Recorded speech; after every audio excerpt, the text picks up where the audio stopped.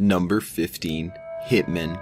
Another key component of what makes up the world of deep web shopping is the hitman services that are offered by several different sites. Much like the Silk Road, transactions are made using the Bitcoin currency to maintain as much anonymity as possible.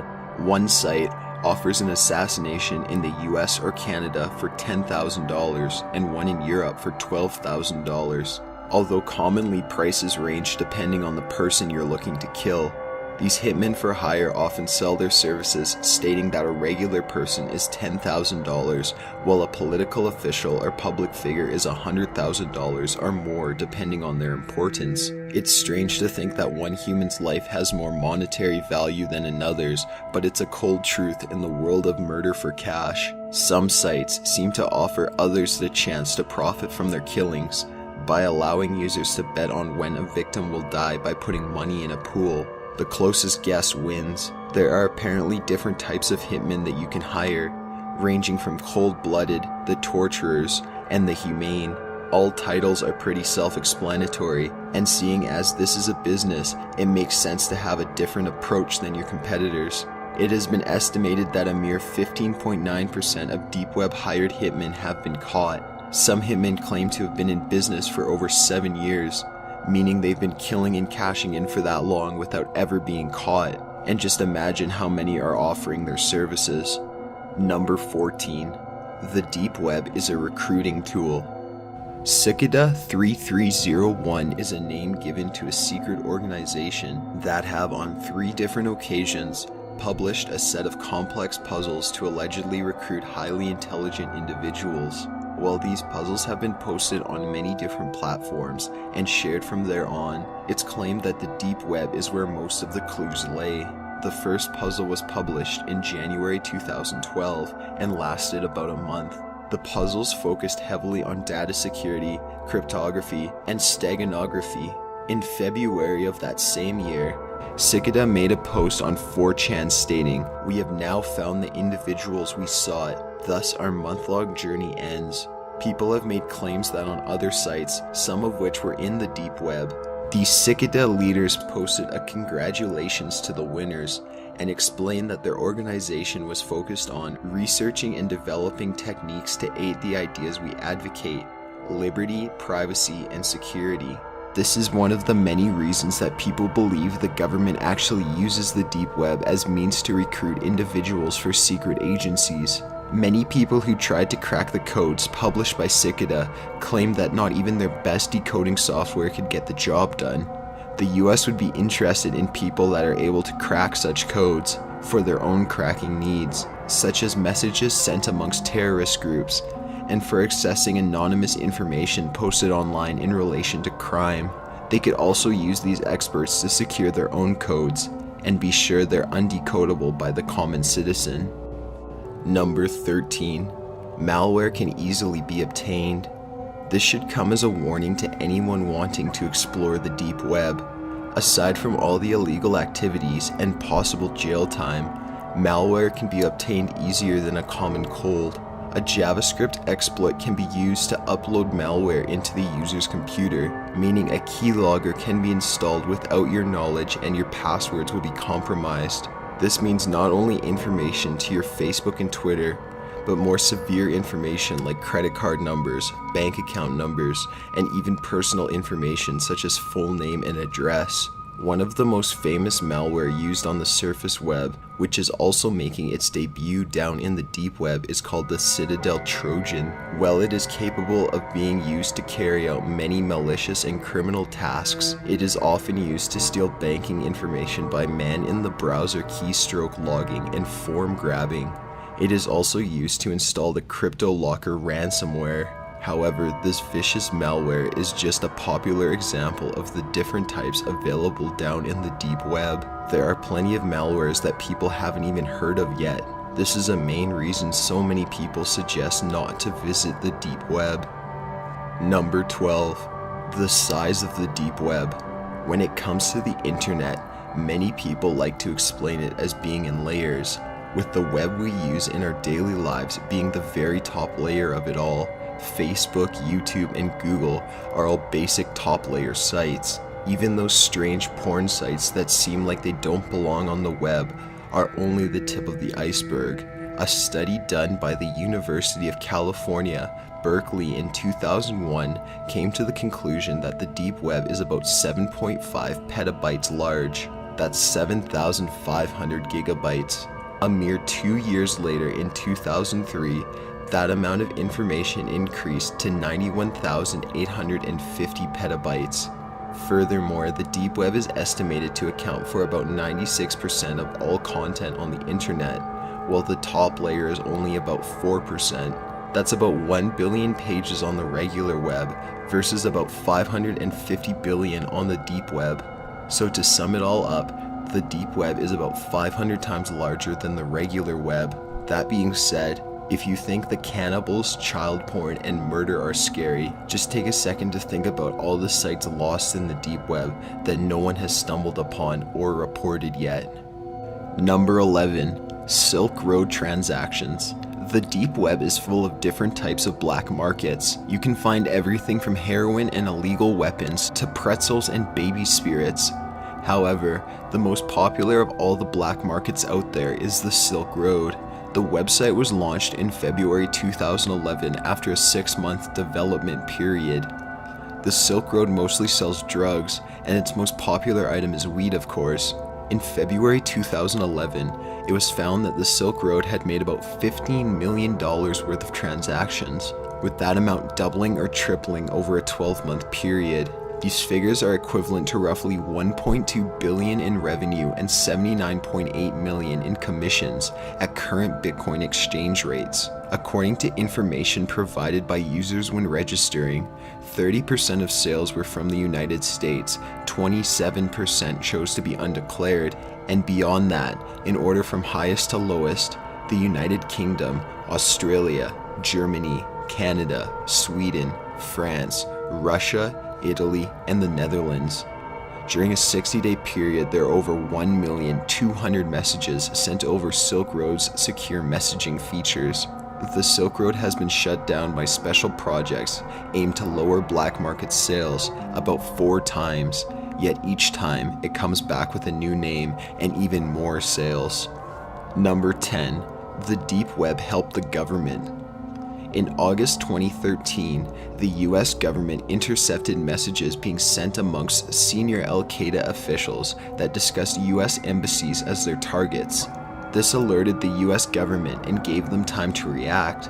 As a result, in sort of a strategic plot, the US shut down 22 US embassies across the Middle East and North Africa as an attempt to remove them as being targets. These messages were joined with threats from Yemen, as well as rumors that Al-Qaeda had been tied to prison breaks in the region that led to the escape of hundreds of terrorists and other criminals.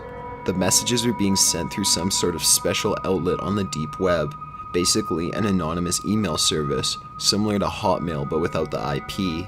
This use of the deep web emphasizes how it is an aid to terrorists, but also that the US government clearly has major access to it. This event helped contribute to a vast amount of theories surrounding the fact that the government actually knows all of the dark shit going on in the deep web, and simply doesn't care. However, that's a little unfair to say.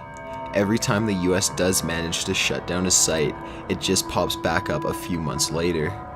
Number 9. Women and their stillborns. Yet another creepy deep website that is exactly what it seems. This website is sort of a special breed amongst the deep web. There's nothing sexually deviant about it, as well as nothing being sold illegally.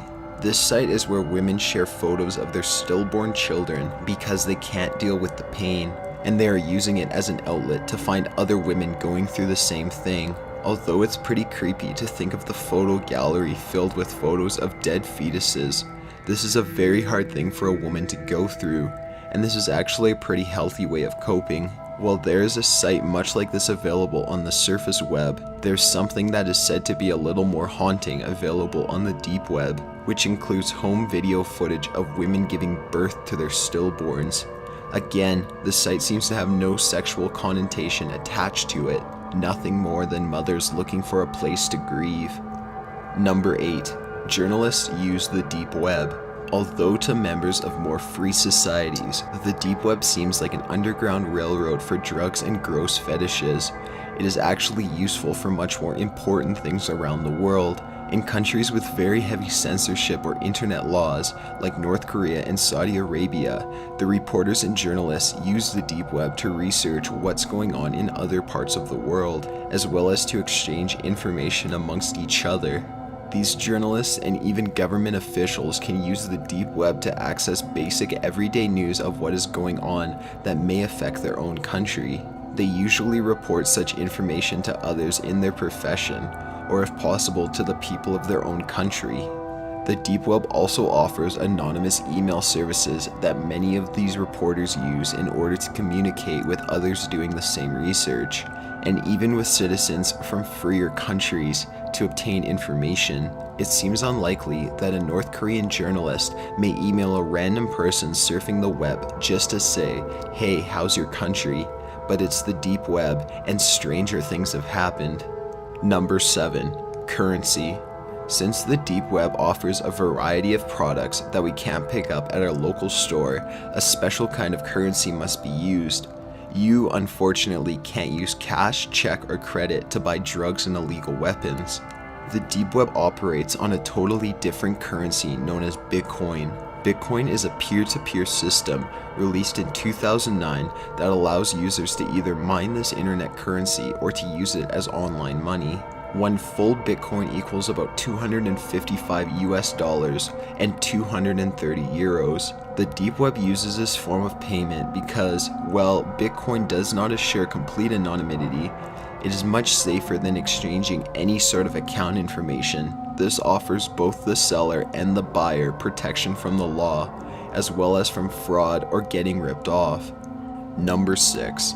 The Arab Spring activists. The Arab Spring Revolution, shortened to the Arab Spring, was a revolutionary wave of demonstrations and protests, riots, and civil wars in the Arab world that began in December 2010. The Arab Spring was widely caused by a dissatisfaction with the local government, while the wave of the initial revolutions and protests faded by mid-2012. Some still continued on into a conflict known as the Arab Winter. Activists for this intense revolution communicated on the deep web to organize certain events. The activists used vague and anonymous chat rooms, as well as special email services to send out information, such as locations of the next protests, and even more violent things, such as attacks of government officials, depending on who was leading the event. Number 5. Origins and funding. The Onion router was first developed by a non-profit group called the Tor Project. 1.2 million went into the project in 2012. Today, it is considered to be one of the only anonymity browsing systems that government surveillance programs, such as the ones designed by the NSA, cannot bypass. Tor is sponsored by the United States Department of State Bureau of Democracy, Human Rights and Labor, the Ford Foundation, Swedish International Development Cooperation Agency, amongst other government-backed groups.